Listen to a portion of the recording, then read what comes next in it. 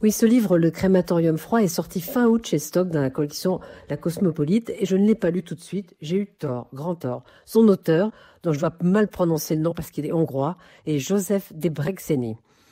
C'est un livre magistral qui prend sa place vraiment auprès de ceux de Primo Levi et Imre Kertész. Il est traduit du hongrois et préfacé par Clara Royer. Il a été publié en 1950, vous imaginez, et jamais traduit jusqu'ici. Alors, je pense que vous ne devez pas plus que moi connaître son auteur. Donc, ce Joseph Debreceni, il s'appelait Joseph Brunner. Il est né à Budapest en 1905. Il était poète, romancier, journaliste et évidemment, il a été licencié en 1938 du quotidien dont il était le rédacteur en chef en raison de la législation sur les Juifs. Déporté en 1944, il a heureusement survécu, s'est installé dans ce qui était alors la Yougoslavie et c'est là qu'il a publié ce crématorium froid en 1950 donc, et il a reçu le prix Id qui était le plus grand prix décerné par la minorité hongroise de Yougoslavie. Et il est mort à Belgrade en 1978.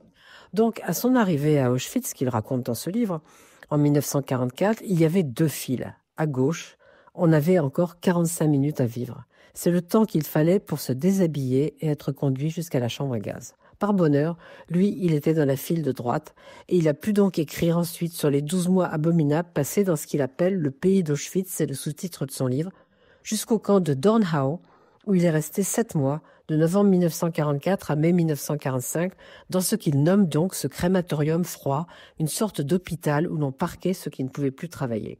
C'est vraiment un livre magnifiquement écrit, donc littérairement exceptionnel, mais qui détaille page à page la mécanique concentrationnaire, sa machine d'extermination tout à fait au point. Mais c'est aussi un livre de vie, parce que les hommes dont il parle ne sont plus des numéros. Ils existent, on voit leurs sentiments, leurs espoirs, leur manière de faire face à la mort qu'ils sentent inéluctable. On voit aussi comment certains sont utilisés pour devenir des meurtriers, comme ce médecin dont je vais vous lire quelques mots. Les gars bredouillent le médecin, et lorsque la lampe torche éclaire son visage, on peut voir qu'il est jaune cireux. J'ai une tâche pénible. Je ne peux pas parler longtemps. Cette bête sauvage voulait à peine me laisser parler hongrois. Bref, ce qui se passe, c'est que je dois choisir 400 hommes. Ceux-là partiront à l'aube.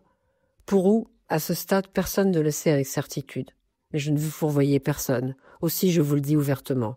Selon des informations officieuses, la destination est Birkenau. En tout cas, c'est ce que le commandant pense. Vous connaissez la suite. Sa voix s'étrangle, ses paroles tournent au bégaiement. Moi, je répète ça pour la 34e fois cette nuit. Je ne suis pas un meurtrier. Je ne suis pas un meurtrier de masse. Je ne veux pas être ça. Je ne supporte plus. Je ne sais pas quoi vous dire. Dieu punisse ces malfrats, ces monstrueux. Il balaie notre compagnie d'un regard implorant. Est-ce qu'il y a des volontaires? Donc, ce crématorium froid, comme l'a dit l'écrivain américain Jonathan Safran Foer, c'est une œuvre littéraire indispensable et un document historique d'une importance inégalée. Une lecture qui devrait être obligatoire. Eh bien, c'est exactement ça, et c'est aux éditions Stock.